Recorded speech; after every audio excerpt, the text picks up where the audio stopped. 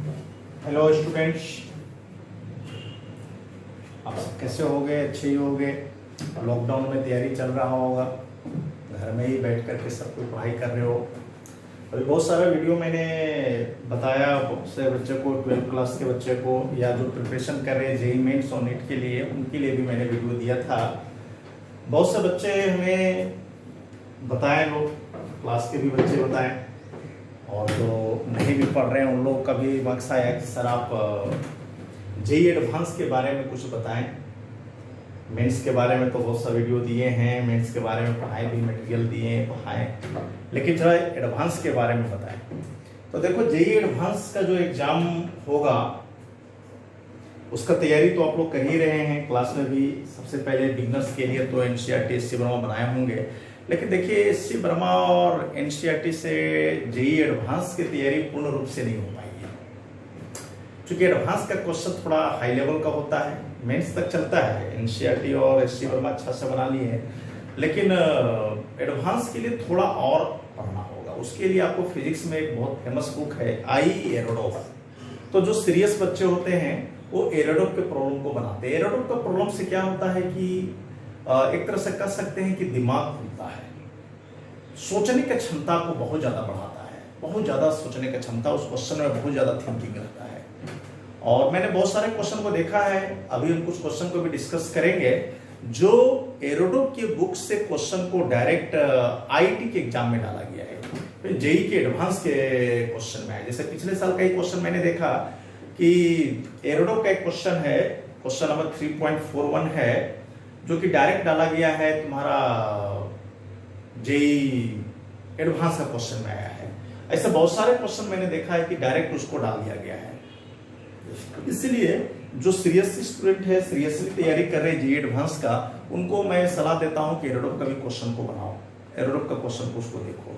तो इसीलिए मैंने एरोडोफ सीरीज से जो क्वेश्चन जो आया हुआ है, इंजीनियरिंग में आ सकता है आईआईटी में, या कुछ क्वेश्चन जो है आप पढ़े हैं उसका लेवल थोड़ा सा थिंकिंग आपके लेवल का है, क्योंकि इसमें बहुत सारे क्वेश्चन आपके सिलेबस से बाहर के भी हैं। तो जो सिलेबस में आपके हैं, जो सिलेबस से मैच करता है आईआईटी के सिलेबस से, हम कुछ वैसे क्वेश्चन पर एरोडोफ का क्वेश्चन को डिस्कस करने जा रहे हैं, आप लोग देखेंगे। जैसे ये क्वेश्चन ही मैंने लिया है, देखिए ये एरोडोफ का बुक है, जो कि बहुत फेमस बुक है, बहुत पतला बुक है, देखने में तो बहुत पतला है, लेकिन फिजिक्स का ये एक तरह से कह सकते हो कि गीता या बाइबल है। मतलब इतना पतला बुक है, और सारा कंसेप्ट फिजिक्स का जो इंजीनियरिंग से रिलेटेड जितने भी आईआईटी और जेईई मेंस या एडवांस है, सारा कंसेप्ट इस बुक में छिपा हुआ है। अगर इस बुक को कोई बढ़िया से बना ले, ईमानदारी पूर्वक कंसेप्ट से समझ के, तो समझ ले कि उसका फिजिक्स में कोई प्रॉब्लम नहीं होने वाला है। तो कुछ क्वेश्चन हम अभी इससे देखेंगे। जैसे ये क्वेश्चन जो मैंने दिया है 3.3 इलेक्ट्रोस्टैटिक्स का इलेक्ट्रोडायनेमिक्स, जो इसमें कहा गया इलेक्ट्रोडायनेमिक्स का 3.3 है, उस क्वेश्चन को मैंने लिखा, उस पर अभी हम डिस्कस करेंगे, आप लोग भी सोल्यूशन करेंगे। हम इस क्वेश्चन का कंसेप्ट पहले आते हैं, कंसेप्ट पहले देते हैं। तो इस क्वेश्चन में कह रहा है, two small equally charge spheres each of mass m are suspended from the same point by silk thread of length l. The distance between the spheres is less than l. Find the rate dq dt with which the charge leaks off each sphere if their approach velocity varies v is equal to a by r. Question में कह रहा है कि दो equally charge spheres है, equally charge sphere है, either positive negative, वो mention नहीं किया है, हम पॉजिटिव ही लेके चले चाहे नेगेटिव, उससे कोई मतलब नहीं है, और दोनों का मास m है, और दोनों चार्ज स्फीयर को कहा है एक ही पॉइंट से सस्पेंडेड है, सिल्क का थ्रेड से सस्पेंडेड है। अब जाहिर सी बात है कि दोनों चार्ज सेम रहेगा तो रिपेल तो करेगा ही, और जब रिपेल करेगा तो थ्रेड जो है ऐसे जो लटका हुआ था थोड़ा एंगल बना करके हट जाएगा। अब लेकिन एक कंडीशन कह रहा है कि x less than l, the distance between the sphere x है, माने दोनों स्फीयर के बीच का डिस्टेंस x है, और वो l से बहुत छोटा है। कुछ कंडीशन को यूज करना होगा, इसलिए ऐसा दे दिया है।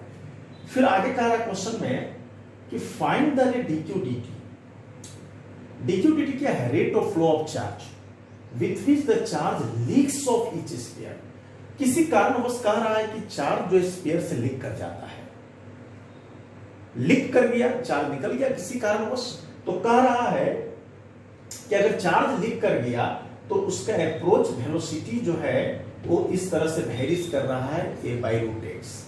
तो निकालना क्या है, रेट ऑफ, हमको जो चार्ज जो है, rate of flow of charge एक तरह से कह सकते हो, rate of leakage of charge या dq dt जो है उसको हमको कैलकुलेट करना है, रेट निकालना है इसका। तो पहले तो इसका थोड़ा सा ये जो क्वेश्चन है इसको फिगर के रूप में इसको हम लोग देखेंगे और थोड़ा कंसेप्ट पर इसका आएंगे। तो क्वेश्चन बहुत कॉम्प्लिकेटेड तो नहीं है, थोड़ा कंसेप्ट है और ऐसा क्वेश्चन आप बनाए भी होंगे। एससी वर्मा में भी मैंने इस तरह क्वेश्चन दिखाया था, बताया था, जो कनेक्टेड था बॉडी स्पेयर कनेक्टेड था स्ट्रिंग से, तो वहां तक तो वही है, लेकिन आगे थोड़ा सा जो फाइंड द रेट है ये थोड़ा एरोडोप में, ये एससी वर्मा में नहीं था। उसमें निकालना था एंगल निकालना था, टेंशन निकालना था, इलेक्ट्रिक फोर्स निकालना था, डिस्टेंस निकालना, इस तरह क्वेश्चन तो बनाए होंगे, लेकिन इसमें थोड़ा सा चेंजिंग किया है। तो इसका पहले तो वो फिगर एक देख लेते हैं, फिगर देखते हैं उसके बाद हम लोग इसको सॉल्व करेंगे।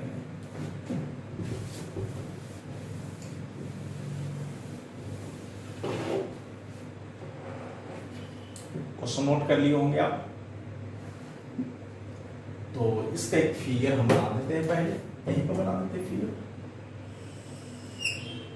देखो दोनों चार्ज स्फीयर को हम फिगर सेकंड केस के फिगर देखते करते हैं कि अगर मान लो सेम चार्ज था दोनों पर, तो दोनों क्या होगा, रिपेल करेंगे। और जब रिपेल किया, दोनों चार्ज मास भी एम है, तो उनके बीच का डिस्टेंस कितना हो गया, x। अच्छा एक बात है कि ये डिस्टेंस कितना है, x दिया हुआ है क्वेश्चन में, और मान लो जब दोनों है तो एंगल हम ले लेते हैं, दोनों एक दूसरे से वर्टिकल के साथ में थीटा, तो ये भी थीटा बनाएगा, पॉइंट O से है, और दोनों के बीच की दूरी डिस्टेंस कितना हो गया, x, मास m है ये। तो सबसे पहले हम लोग करते क्या है, पहले तो जो फर्स्ट स्टेज जो है उसी को हम लोग लेके चलते हैं। लेंथ है l, ये तो दिया हुआ है क्वेश्चन, स्ट्रिंग का लेंथ l है। ये जो बॉल है, स्फीयर है, इस पर कितना फोर्स लगा उसका पहले हम लोग फ्री बॉडी डायग्राम बना लेते हैं, उसके बाद आगे कुछ डिस्कस करेंगे। तो सबसे पहले तो इसमें तो स्ट्रिंग में तो टेंशन लगेगा, नीचे क्या लगेगा, तो वेट लगेगा, mg लगा। अब ये टेंशन लगा तो टेंशन का तो दो कंपोनेंट तोड़ना होगा हमको, चलो तोड़ते हैं।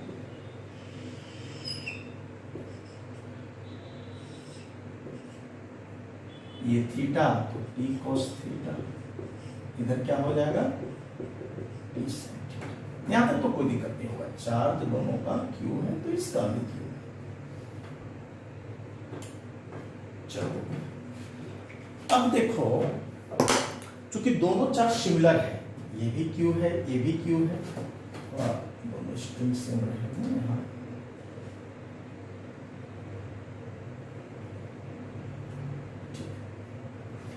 अब दोनों एक दूसरे को रिपेल कर रहा है तो इलेक्ट्रोस्टैटिक फोर्स लगेगा।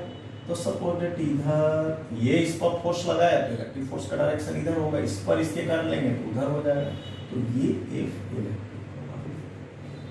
तो इस प्रॉब्लम को सोल्व करने के लिए हम इक्विलिब्रियम स्टेज को लेकर के चलते हैं। पहले नंबर फर्स्ट केस में हम इसको इक्विलिब्रियम में लेकर चलते हैं। तो ऐसे क्वेश्चन को तुम सॉल्व किया होगा, कौन फोर्स किसको बैलेंस कर रहा है। तो सबसे पहले देखो कि t cos थीटा ऊपर में लग रहा है, वेट उसका नीचे बैलेंस किया, t sin थीटा राइटवर्ड है तो इलेक्ट्रोस्टैटिक फोर्स जो कि q में जो इलेक्ट्रोस्टैटिक फोर्स लेफ्टवर्ड है वो उसको बैलेंस करेगा। तो पहले इक्वेशन इसको लिख देते हैं हम लोग, जो जो इक्वेशन है उसको लिख दे रहे हैं।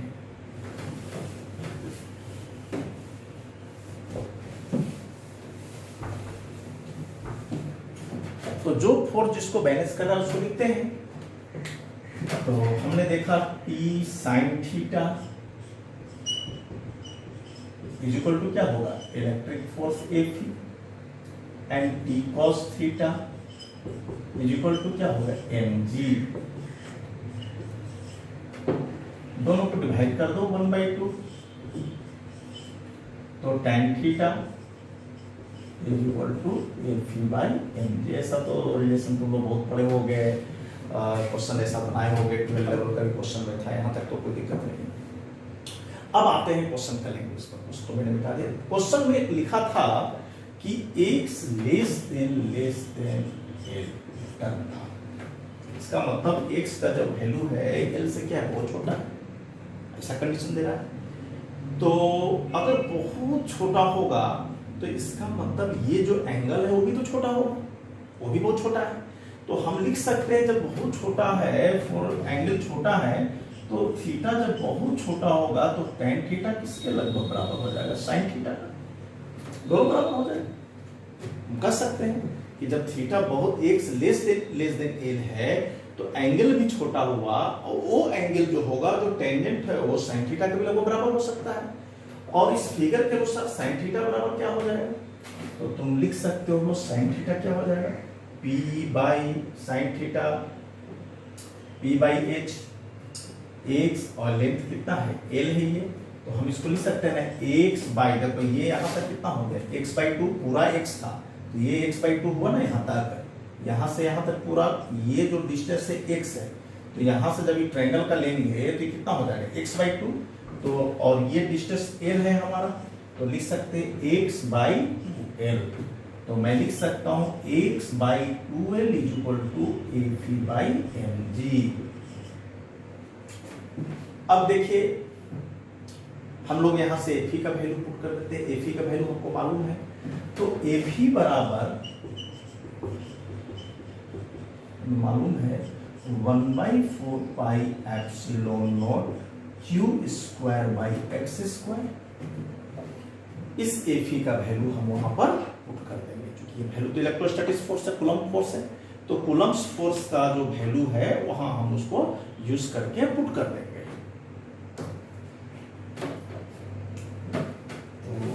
तो हम यहां लिख सकते हैं इसको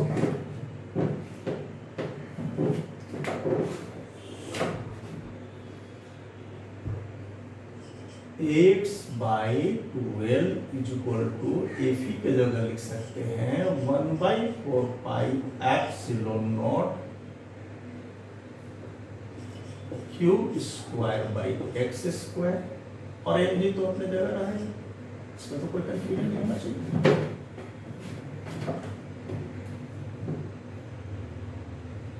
लिख दिया मैंने इसे। अब क्या करो, PQ dt निकालना है, क्रॉस मल्टीप्लीकेशन कर दो। क्रॉस मल्टीप्लीकेशन करोगे तो हो जाएगा 4 pi epsilon naught x cube mg is equal to q square 2l।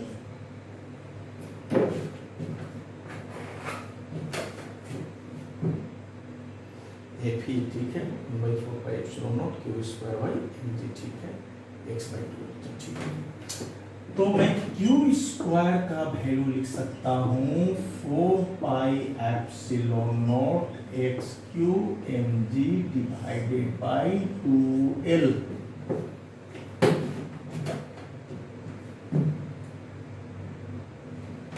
यहां से क्यू का वैल्यू निकाल सकते हो, क्यू का वैल्यू निकाल सकते हो, आगे इसका जरूरत पड़ सकता है हमको, इसे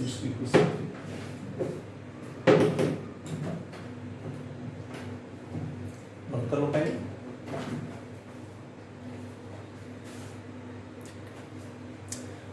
अब देखो एक्चुअल में क्वेश्चन में क्या कह रहा है, अब यहां से हम लोग आते हैं थोड़ा, कह रहा चार्ज लीकेज किया, चार्ज जब लीकेज किया तो कह रहा है कि उसका जो वेलोसिटी वेरीज किया ए बाई रूट एक्स से, अप्रोच वेलोसिटी। तो अप्रोच का मतलब क्या होता है? नजदीक आना। तो देखो कंसेप्ट क्या है इसका, मतलब चार्ज लीकेज किया तो दोनों चार्ज, ये जो चार्ज है इसका मतलब अप्रोच कर रहे हैं। अप्रोच वेलोसिटी का मतलब क्या हुआ? नजदीक आना। इसका मतलब एक्स जो डिस्टेंस है अगर वो अप्रोच करेगा तो जाहिर सी बात है जो सेपरेशन एक्स था पहले के अपेक्षा चेंज कर जाएगा। अब अप्रोच करे तो एक्स क्या होगा? कमेगा। क्वेश्चन के अनुसार तो यही है कि अप्रोच कर रहा है, तो जब अप्रोच कर रहा है तो ये दोनों नजदीक आएंगे, तो इसका मतलब है कि वो एक्स का वैल्यू चेंज करेगा, हमारा एक्स का वैल्यू चेंज करेगा। इसका मतलब यहाँ क्यू और एक्स दोनों वेरिएबल हो गया। क्या क्या वेरिएबल हो गया? क्यू और एक्स। अब हम इनको डिफरेंशिएट कर देते हैं दोनों, तो डिफरेंशिएट ऑन बोथ साइड्स।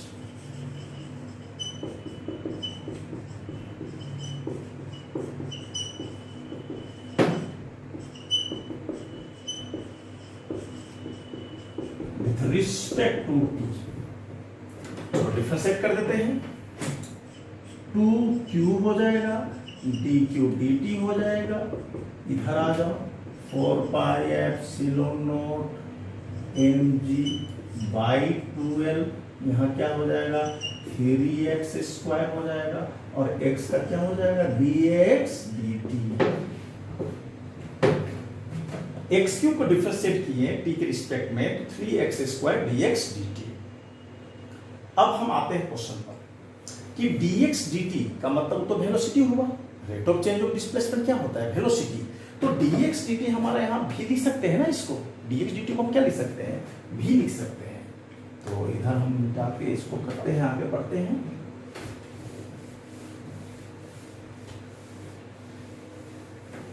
तो कंसेप्ट यही है, बाकी तो इसमें वैल्यू है, कैलकुलेशन है, कुछ नहीं, खाली कैलकुलेशन करना है। मेन कंसेप्ट यही है कि अगर चार्ज लीकेज किया तो इसका मतलब अप्रोच वेलोसिटी, अप्रोच करने का मतलब क्या हो रहा है डिस्टेंस से दोनों के बीच का वो कम हो रहा है, इसीलिए अप्रोच वेलोसिटी।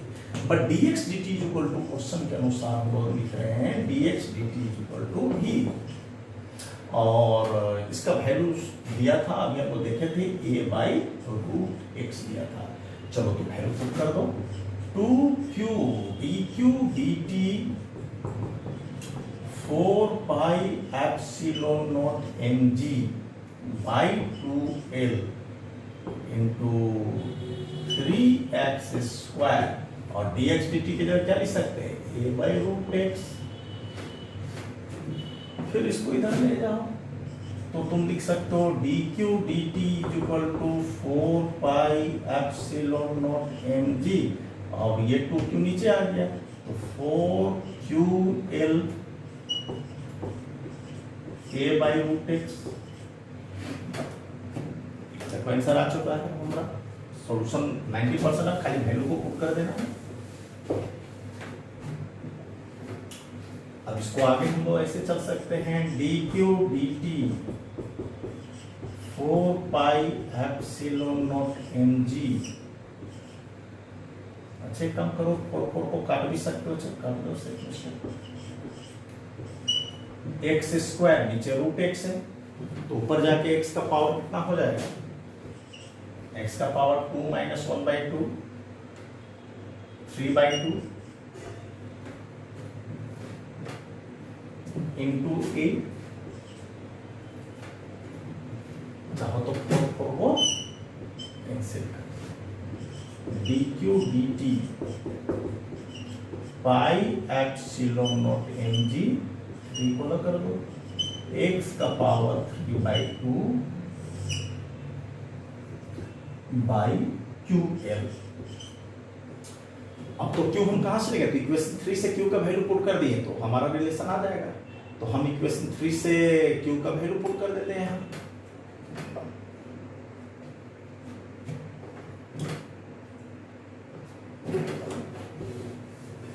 सॉल्यूशन हो चुका है, यही इसका सॉल्यूशन है कंप्लीट। अब बस करना क्या है, Q का वैल्यू पुट कर दो।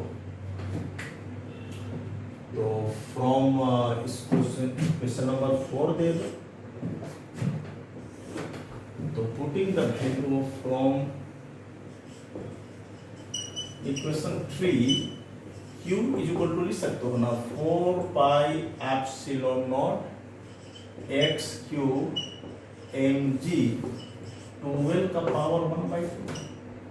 तो ये वैल्यू हम यहाँ पुट कर देते हैं तो हमारा रिलेशन आ जाएगा, इसी को सॉल्व कर देंगे, रिलेशन आ गया हमारा 3 पाई एप्सिलॉन नॉट mg x का पावर 3 बाई 2a, और q का जगह लिख देते हैं हम लोग 4 pi epsilon naught x cube mg by 12 का पावर 1 बाई 2 इंटू 2l। अब इसी को सॉल्व कर दो, सिंप्लीफाई कर दो, पावर देखो क्या क्या हो जाएगा। तो नीचे mg का पावर हो गया तुम्हारा 1 बाई 2, ऊपर mg हुआ, और x क्यू का पावर तो x से कैंसिल हो जाएगा, x का पावर 3 बाई 2, 3 बाई 2 ये कैंसिल हो जाएगा। 4 पाई एप्सिलॉन नॉट, इसको भी हम लोग सॉल्व कर लेंगे पाई का, क्योंकि 4 पाई का वैल्यू हो जाएगा 1 बाई 2, और यहाँ 2l है तो l का पावर 1 बाई 2 तो l, मतलब पावर का जो जोड़ घटाव है उसको हम लोग करके पावर से अरेंज कर देंगे इसको। तो इस तरीका से ये हमारा, इसी को आगे सिंप्लीफाई कर देने पर एक स्टेप और चलने पर हमको पूरा आंसर आ गया। क्वेश्चन देखो कंसेप्ट कुछ बहुत ज्यादा नहीं था, कंसेप्ट क्वेश्चन का यही पर से था, यहाँ पर कंसेप्ट था इसका कि चार्ज जब लीकेज किया तो उसका अप्रोच वेलोसिटी क्या हुआ, वेरीज किया। तो आप इस क्वेश्चन को देखें और इससे कंसेप्ट को डेवलप करें। देखिए ये जो क्वेश्चन है मैं बता रहा हूँ कि ये क्वेश्चन एक बार जेईई मेंस में भी आया था, तो इतना लंबा वो नहीं गया। अभी हम उस क्वेश्चन को भी देंगे जो जेईई मेंस में आया है, एरोडप से ही उठाया था उस क्वेश्चन को, वो थोड़ा शॉर्ट था क्योंकि एरोडप में क्या है कि इसका फाइनल सॉल्यूशन थोड़ा सा लेंथी हो जाता है, लंबा हो जाता है सॉल्यूशन। लेकिन जो क्वेश्चन पूछा है जेईई मेंस में, तो लगता है 2012 या 11 में क्वेश्चन आया था, अभी हम देखेंगे उस क्वेश्चन को, तो इसी पैटर्न पर बनेगा और बहुत आसानी से सॉल्व हो जाएगा। उस क्वेश्चन को भी हम लोग देखेंगे जो एरोडप से ही उठाया गया है उस क्वेश्चन को।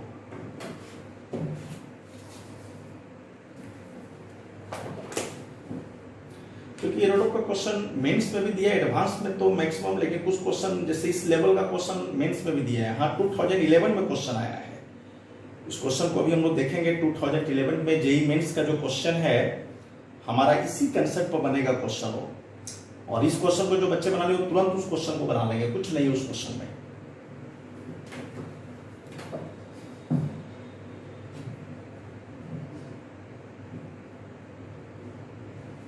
नोट कर लो इसको।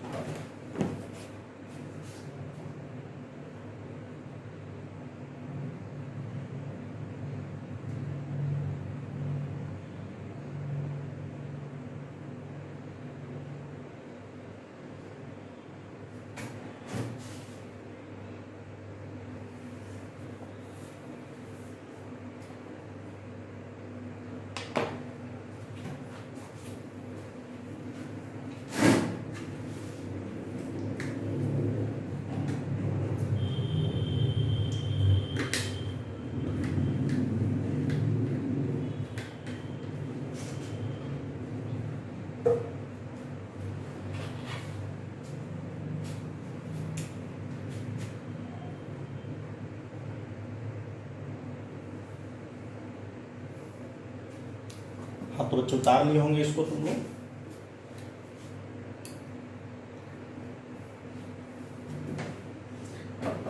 जो मैंने कहा कि क्वेश्चन है जेईई मेंस 2011 का क्वेश्चन इसी प्रॉब्लम पर बेस्ड है।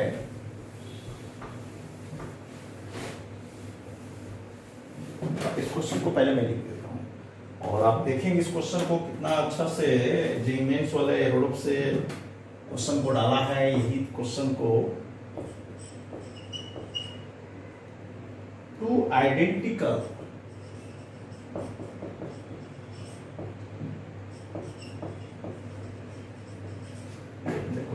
Charge spheres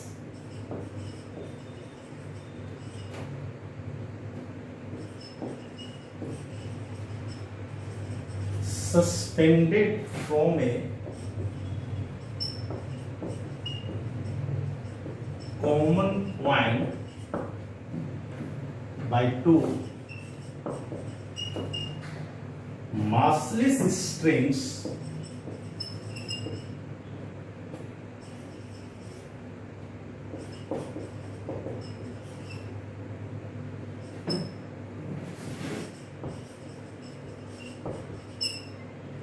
of length L are initially at a distance D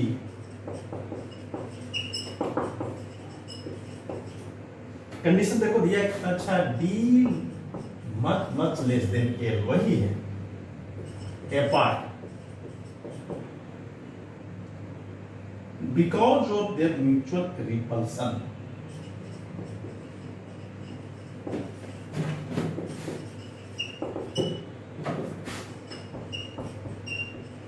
Mutual repulsion.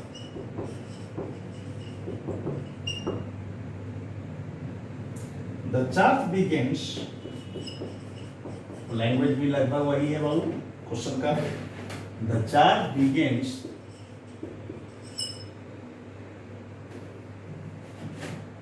to leak from both these pairs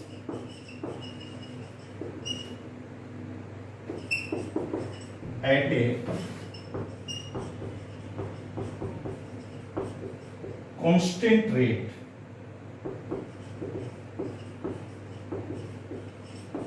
as a result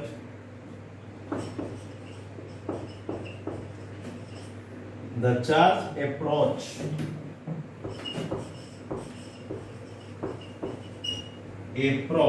each other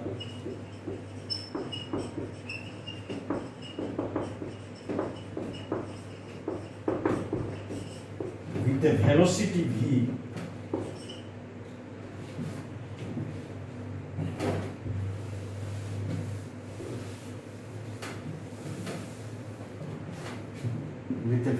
v then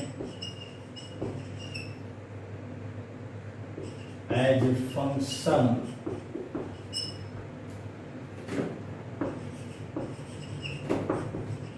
of distance x between them, option दिया हुआ है v proportional to x to the power -1/2, v proportional to x minus 1, v proportional to x to the power +1/2 and v proportional to x। और इस question को ध्यान से पढ़ के देखिए पहले क्या कह रहा है।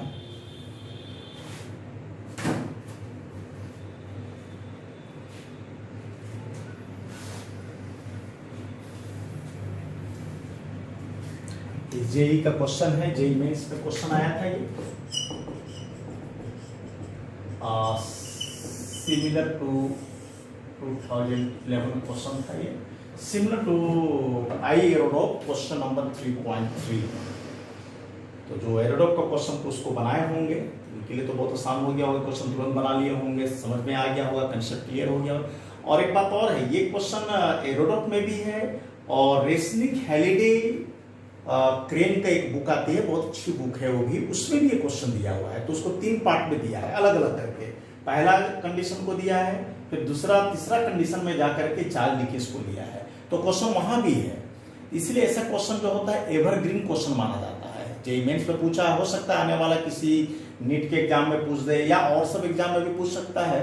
तो ऐसा क्वेश्चन को एवरग्रीन क्वेश्चन कहा जाता है। जो रेसनिक हैलिडे, एरोडॉप, ये सब में जो कॉमन क्वेश्चन है वो हर एक एग्जाम के लिए एवरग्रीन क्वेश्चन है, वो कभी ना कभी